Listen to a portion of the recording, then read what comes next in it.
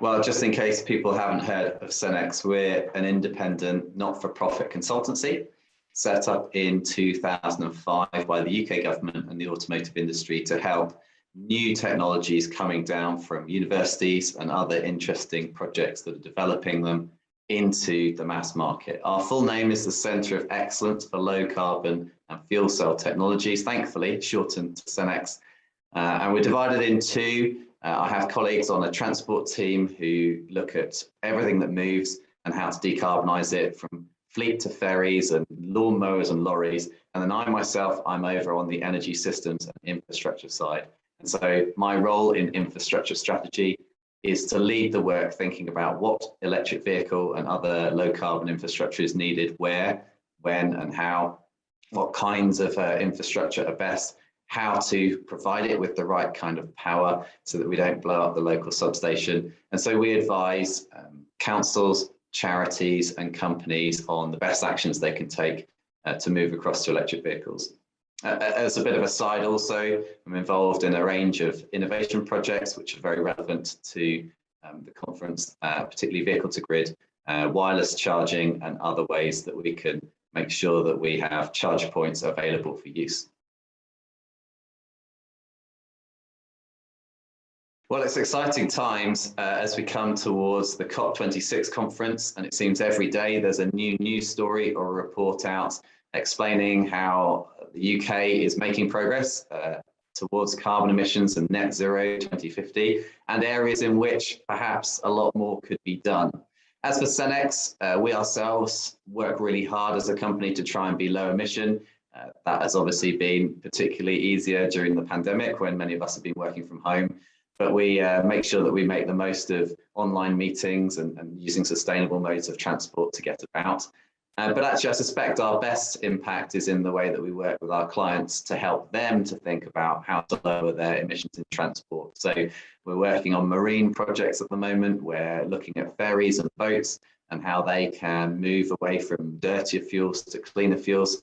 We're looking at heavy vehicles, off-road machinery, and of course your usual range of cars and vans and fleets. And so for our councils and companies and charities that we help, that I mentioned earlier, actually we hope that our strategies and our advice and consultancy allow them to make good decisions so that they can decarbonise, and in that way we can contribute to the targets of net zero that this country has set.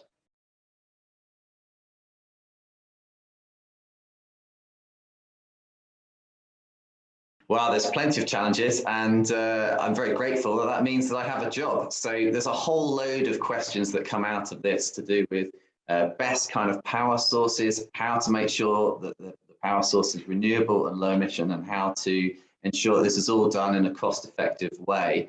I guess the best way to think about this is we often work strategically. So we work kind of from upstream in the power generation, through then distribution transmission down to the actual use. So where at all possible, we want to ensure that electric vehicle charging is powered by renewable energy. Now that can be through the national grid, which has done great efforts in decarbonising, like 40, nearly 50% since 1990. But it can also be done locally, and we're involved in some projects where you have solar carports. So the renewable energy is harvested and generated on site and then immediately put into the electric vehicles. Through transmission and distribution then to demand, we want to make sure that we're trying to match charging to times of lowest cost or lowest carbon intensity. Some of the vehicle to grid projects that we're involved in and smart charging allows us to do that, where the power, the timing and the direction of charging is controlled to try and make the most of carbon savings, or to try and make sure that driving is done at the least cost possible. And of course, then the question is the infrastructure itself. And so trying to make sure that we don't over specify infrastructure, but equally we future-proof what is put in for businesses or what is put in car parks or on street corners, so that it is the right infrastructure that can deliver the right kind of power to the users that need it.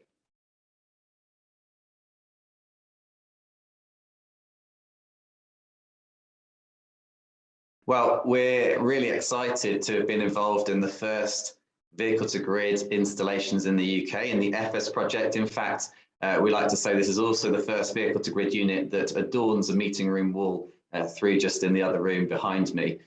We've also been really involved in the development of vehicle to grid along the way. I myself run a vehicle to grid project on behalf of Innovate, and we participate in a number of other ones to do with fleets and domestic charging. So it's a really interesting area, and it's a concept that has lots of potential, but there are a whole load of barriers. And so as we look to the future, what I'd love to see is the hardware costs coming down, which will improve the business case.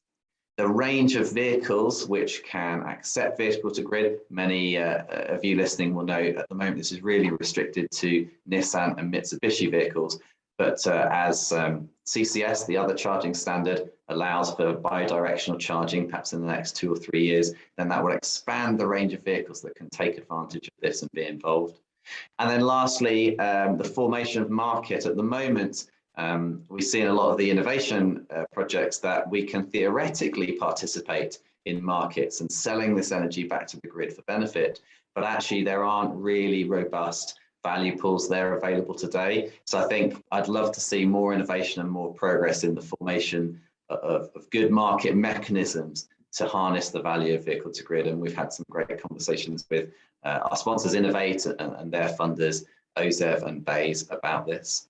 I think if the hardware costs come down, there are more vehicles available, and there's a market framework available, then the last innovation is actually how we explain this concept to customers. It's already not got a very customer-friendly name. Vehicle to grid sounds a bit technical, but it's quite difficult for people to move from thinking about an electric vehicle and charging as a transport asset to moving to think about it as an energy asset. And so I think then if we can explain that really clearly to the customers and those other 3 innovations come forward, then we see quite an interesting future for vehicle to grid.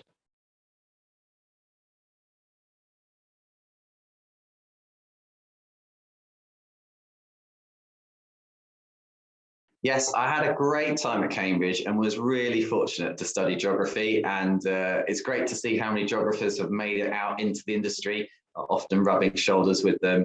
And we get to take our skills and bring them to bear on the interesting questions of decarbonisation, net zero, and electric vehicles, and so on. I'd love to say it was really pre-planned and organised, but actually, in my polar studies degree, masters, I realised that climate change is clearly, as we all know, a big framing topic, a big meta question of the day. And it seemed to me, in my naive graduate state, that the energy sector would be where some of the key battles are fought. And therefore, I started to think about hydroelectricity and did my dissertation on meltwater volumes and whether climate change is increasing the amount of water available or actually decreasing it in Switzerland. And that got me thinking that maybe I should learn a bit more about energy. I joined a graduate scheme with an energy company and was very fortunate to work for E.ON for a number of years. And that's where I really started to understand the role that energy plays in society, its great benefits and uses, but also some of the challenges around decarbonisation. And then it was great to then come across here to Cenex, where I can spend some time thinking about and contributing to the cleaning up of transport. So it wasn't super planned. It kind of worked out that way, which I'm very grateful for. And I still get to use some of my old geography skills when we're playing with maps and doing analysis now. So it's not all lost along the way. Well, I'm really looking forward to the Distributed Energy Show for 2 reasons. Firstly, having just done Cenex's LCV show in person, it'll be great to meet like-minded professionals and other folks in the area, just start to connect again in person after such a long time where we're all in 2D on these screens. So I look forward to seeing you in person and, if appropriate, shaking your hand or giving you an elbow bump. The second thing is, and this comes back to the projects that we're involved in with Vehicle to Grid, the panel that I'm involved in brings together a range of these projects as they are coming to their close. And whilst in earlier presentations earlier this year and indeed last year, there wasn't a lot of results to share, we're now starting to get to the stage where we can conclude what our projects have been finding and we can publish some of our results. So I'm really looking forward to the fact that we can go out with some tangible conclusions, insights, learnings, things that haven't gone so well, things that have gone really well and further than we might have imagined, and to share that with the conference and with the attendees, and then get a bit of a discussion going in the panel. So It's going to be great, and I look forward to seeing you there in December.